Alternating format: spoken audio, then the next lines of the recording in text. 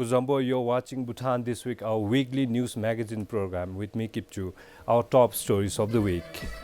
His Majesty the King graces the closing ceremony of the Parliament. Country facing shortage of dental professionals.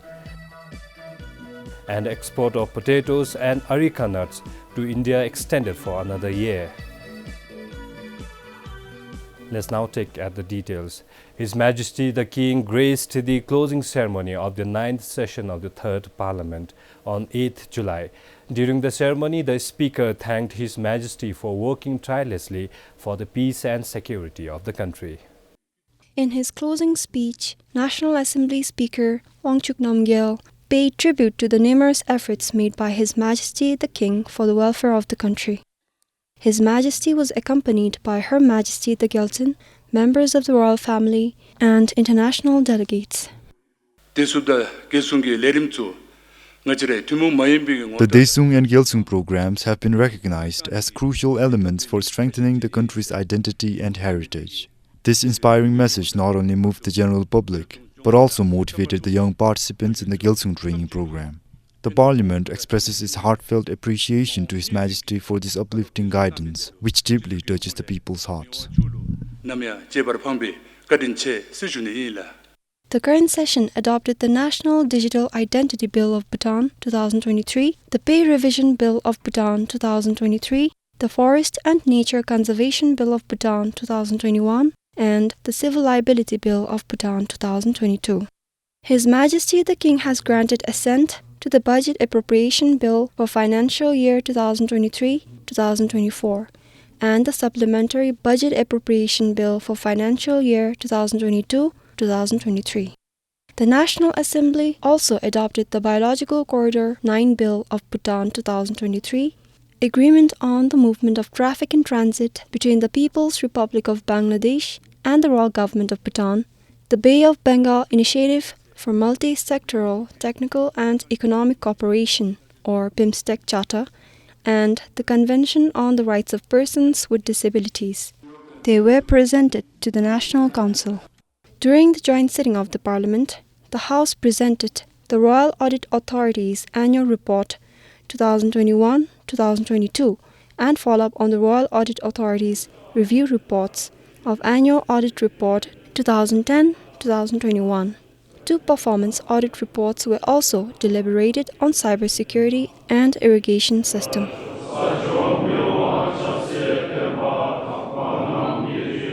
Sringdiki for PBS News.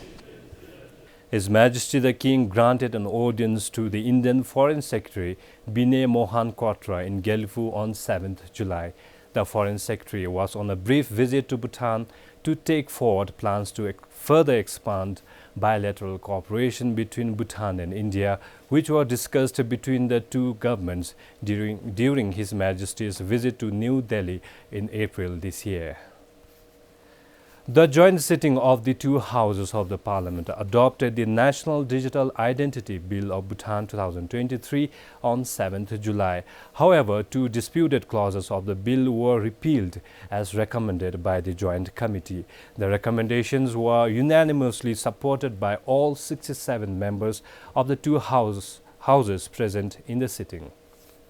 The National Assembly called for a joint sitting on the 2 disputed clauses last week, after it disagreed with the Council's recommendations to add 2 new sections to the bill. However, the Joint Committee recommended repealing both the new sections. The National Council recommended that a new section be added after Section 10, which suggested that the National Digital Identity Company shall be a public limited company with all the shares owned by the Druk Holding and Investments Limited. However, the Joint Committee said the recommendation was rejected for the convenience of the implementation of the Act.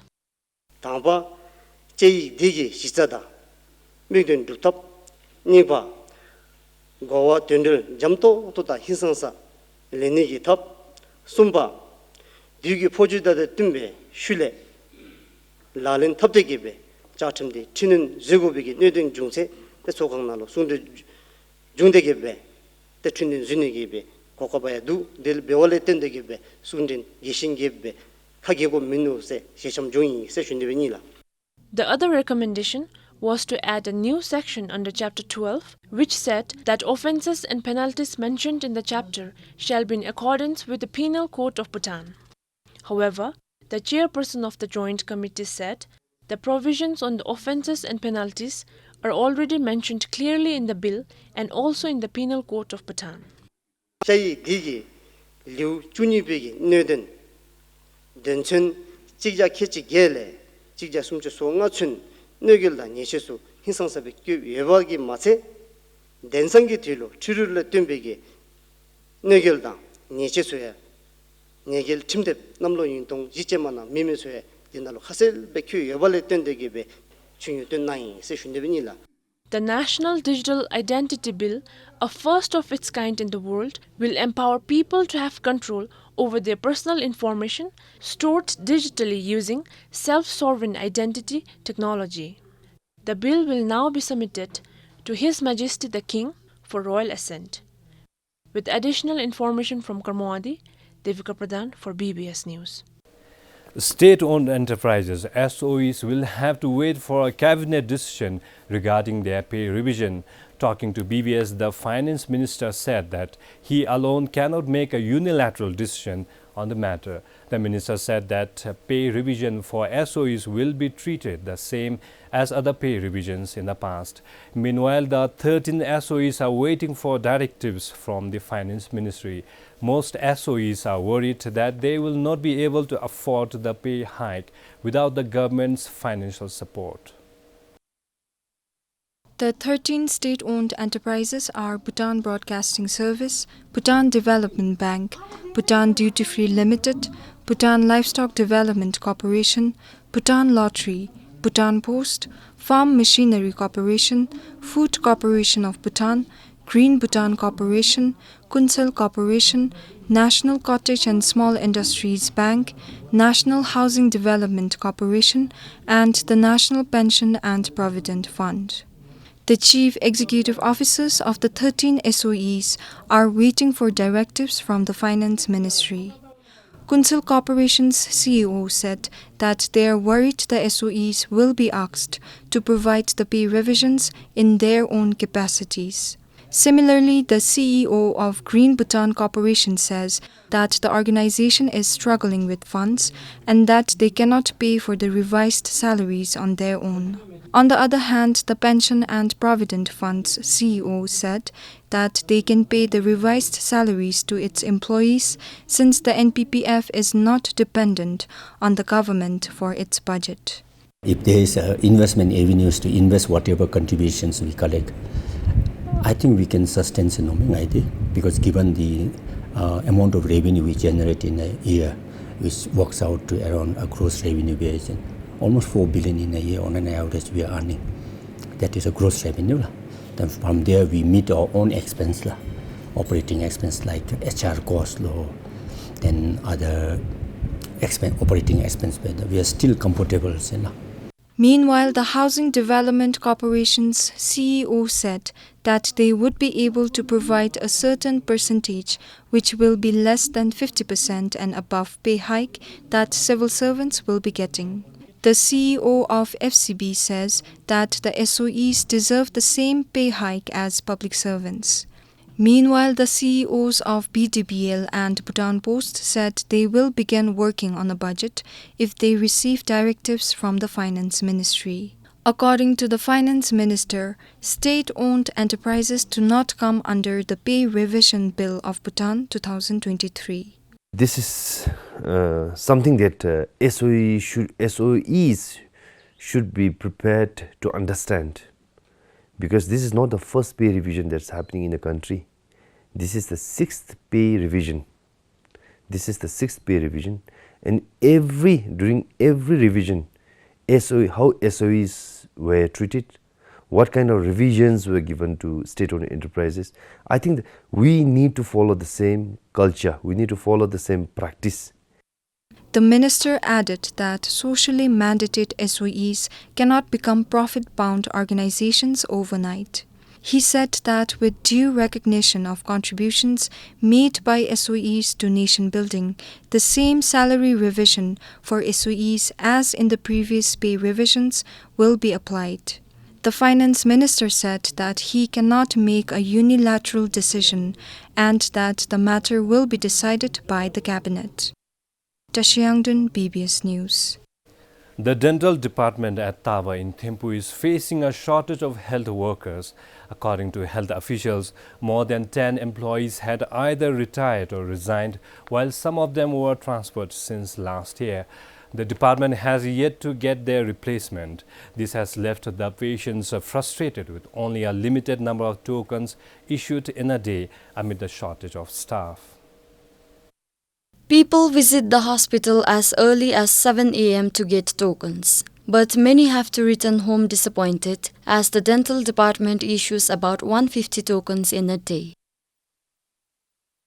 We reach here by 7 in the morning. We have been waiting till 9 a.m. in queue under the scorching sun. When we could finally go to the doctor's chamber, the doctor was not there. We don't know where the doctor went or when the doctor will be back. It is 11 a.m. and we are still waiting. The hospital has a large space, but I personally noticed that the health staff are less. If the dental department recruits more staff, it would be very efficient. The patients will also be able to receive the services faster.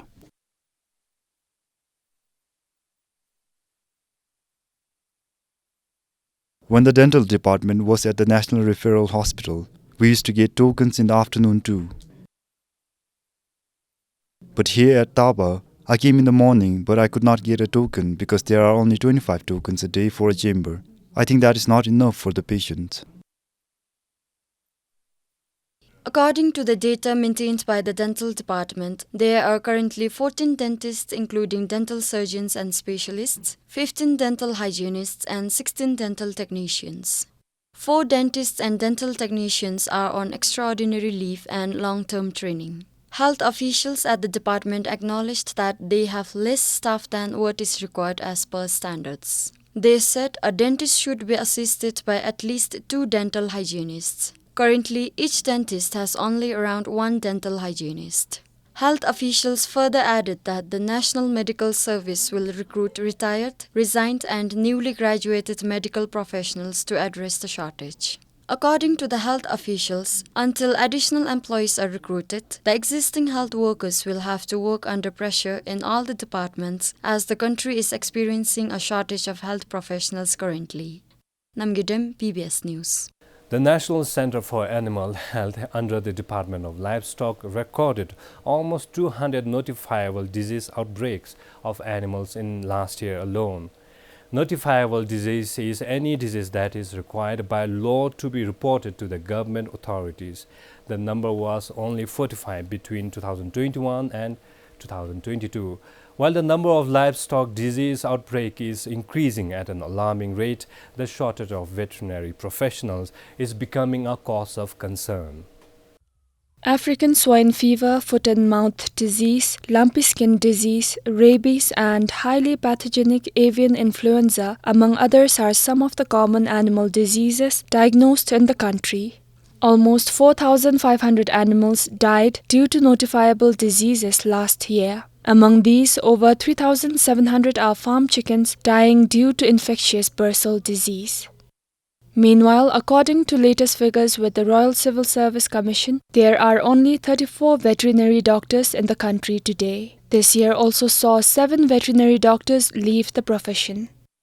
According to the Agriculture and Livestock Minister, the country is not only facing a shortage of veterinary doctors, but also a shortage of livestock extension supervisors to cater to the people depending on the livestock sector for livelihood. The Civil Service Statistics Report 2022 show that 80 people from the Agriculture and Livestock Services Group left the system last year, leaving the livestock sector, which is part of the larger primary sector contributing about 20% to the gross domestic product, in an uncertainty. Kinzanghladen, PBS News. Now, Phinsuling police have highlighted that identifying sources of drugs from the neighboring country is a challenge they encounter. Recognizing the problem, they called for support from relevant agencies to address the pressing issue in a stakeholder coordination meeting on drug control on 7th July. Organized by the police, the meeting is aimed at bringing all relevant agencies together to collectively address the drug issue. Phinsuling police arrested more than 300 people in drug-related cases this year alone. Police said that these individuals were unable to provide any information about their sources. During the coordination meeting, it was revealed that those arrested are unaware of the identities of the people from whom they purchased the drugs. The police are currently exploring various methods to track drug sources in India, but are faced with additional challenges due to transboundary jurisdictional issues. Being a major entry point, Phinsuling in Chukha has the second highest number of drug-related cases in the country. As a result, police and stakeholders emphasized the crucial role of Phinsuling officials in preventing the drugs from entering the country. The police also mentioned that the transportation of drugs through multiple modes and various smuggling techniques are posing significant challenges. Moreover, the lack of adequate facilities to search heavy vehicles carrying loads is a major challenge. Additionally, the police highlighted that certain clauses in the Narcotic Drugs, Psychotropic Substances and Substance Abuse Act of Bhutan do not align with the ground reality. The shortage of drug testing kits is another concern raised by both the police and stakeholders, which include participants from the government agencies, corporations, non-governmental organizations, and the business community. All participants agreed that drug testing plays a crucial role in early detection and combating the issue. However, budget constraints hinder routine drug tests. Participants therefore agreed to work towards advancing the drug testing methods. And in order to develop strategic action plans and foster collaborations among stakeholders, an executive committee was formed during the meeting. During the 115th National Day Royal Address last year, His Majesty the King emphasized that drugs and substance abuse pose a huge threat to the country's national security, the well-being of the people and children, and ultimately the future of the nation. His Majesty stressed on acting now before it is too late and do whatever it takes to eradicate this threat. For Kiledim in Phinsuling, this is Kipchu for BVS News. Now, after a 2-month investigation into the fire incident at Chandepsi in Thimphu, the Electricity Regulatory Authority has concluded that the Bhutan Power Corporation (BPC) is not responsible for the incident. Officials said that their assessment of the electrical poles and a transformer in the area has concluded that BPC holds no liabilities regarding the cause of the fire. The cause of the fire has yet to be ascertained. The investigation found that prior to the fire, poles, cables and a transformer in the area were functioning properly. Earlier interviews with the residents of Chandepsi revealed that they heard an explosion from the area where the transformer is situated. This led to suspicions that sparks from the transformer or the cable lines may have caused the fire. According to an official from the Electricity Regulatory Authority, the circuit breaker for the transformer showed signs of malfunction only an hour after the fire started. He added that if the fire was caused by glitches on the transformer, the tripping record should have shown before the fire started. The official also added that the fire has instead caused damage to the transformer. According to the official, upon investigation, it was found that electrical wires running above the transformers had no possibility of snapping against each other to cause a spark. The investigation report also cites that visual evidence from the residents show the fire initially started from an area 12 meters south of the transformer. It was also found during the investigation that wind in Depsi blows from south to north. The ERA official added that had the transformer created the sparks, the fire would have started from north and not south of the transformer. Furthermore, officials added that the transformer in the area was upgraded in October 2021.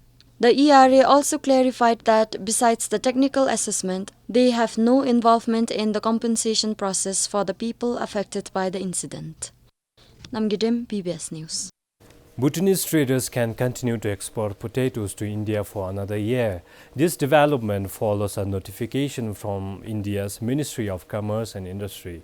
The notification issued on 3rd of July states import of potatoes is allowed from Bhutan without any importer license up to the end of June next year. Similar exemption has also been made for areca nut export. Previously, the Indian government had given import exemption for potatoes from Bhutan for a year, which ended on the 30th of last month. The new import notification on potatoes signed by the Director General of Foreign Trade states that import of potatoes from Bhutan is permitted freely without any license up to the 30th of June 2024. Potatoes from Bhutan are exported to India via Samti, Phinsaling, Gyalifu and Samdrup Jongkhar. So far, we have exported 183 metric tons of potato from our Samdrup Jongkhar auction yard, which comes to about 4.1 million kilograms. Accordingly, from Phinsaling auction yard, we have exported 290 metric tons, which amounts to 5.4 million kilograms. In a separate notification by India's Directorate General of Foreign Trade, Bhutan can also export 17,000 metric tons of fresh areca nut to India without meeting the minimum import price. While the export of these commodities is facilitated by the Food Corporation of Bhutan, areca nut export is mostly facilitated by private traders. Areca nut rarely comes to Food Corporation of Bhutan.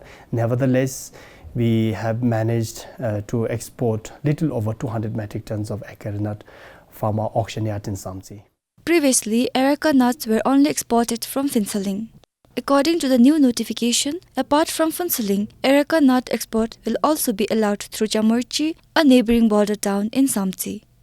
Diklazom for BBS News. The Jigme Namgyal Wangchuk Super Fab Lab is preparing to host the 19th edition of the largest and most strategic global digital fabrication event in the country. In preparation for this event, the Super Fab Lab, in collaboration with the Ministry of Education and Skills Development, has rolled out the National Fab Student Challenge as a build-up program. The challenge has selected the top 12 teams from across the country who will come up with different and unique prototypes revolving around the theme of curriculum through fabrication. And as the teams continue working in their nearest fab labs, let us walk through their work. More than 400 teachers were trained for the National Fab Student Challenge in April this year. The teachers were oriented to generate awareness around digital fabrication and the potential of including technology in education. The challenge received more than 100 proposals from 52 schools across the country. However, 12 best teams were selected and they traveled to the nearest fab labs to develop a prototype of their ideas. After working for almost a week in the Jigme Namgyal Wangchuk Super Fab Lab in the capital, a team from Luntefu Middle Secondary School has come up with a prototype of a 3D model of a heart. The team, consisting of 4 members along with their mentor, believes that their prototype can ease the teaching learning process for both students and teachers. Our idea mainly is about blood circulation, in which blood circulation is a very hard topic for students to comprehend, and when we create this kind of prototype, it would be easier for the younger students to understand about the heart, and it would be easier for the teachers to teach about the concept of blood circulation. Similarly, a team from Daga Central School is fabricating atomic models to visualize the atomic structure at the Jigme Wangchuk Power Training Institute in Serpang. Yeah. The idea originated when I was teaching class 11 on the atomic models and atomic theories. So I was thinking, I was teaching them, and then students were facing difficulty to understand, and then they're saying that ideas are abstract. So I was thinking maybe I should change, maybe I should think of some better ideas, and then I thought maybe making the atomic models so that they can see and they can feel it, they will be able to understand it better. Likewise, one of the teams working at the Royal Academy Fab Lab in Paro is working on a prototype that will help in the calculation of time. As we go to higher classes, there are new concepts of time calculation. And students do not understand the concept of time calculation when the concept emerges out of nowhere. Even it was difficult for me to grasp the concept before and it gave me a headache. However, I could understand better when I learned the concept by drawing. Hence, if we can understand it better with diagrams, students can understand way better with physical models. Furthermore, other selected schools are working on various prototypes to make learning better and more interesting. The participants from 12 schools will demonstrate their final products at the clock tower in Thimphu on the 23rd of this month. Jimin Namgyal Wangchuk Super Fab Lab will host Fab 23 Bhutan, the 19th edition of the largest digital fabrication international event in collaboration with the Fab Foundation, the Center for Bits and Atoms, and the Fab City Foundation in the country from the 16th of this month. The event will bring together investors, artists, researchers, engineers, entrepreneurs, and creative people in one global forum to connect and collaborate using technology. Devika Pradhan for BBS News. That's it for this week. Do join us as we bring you the next edition of the program next week. Take care and goodbye.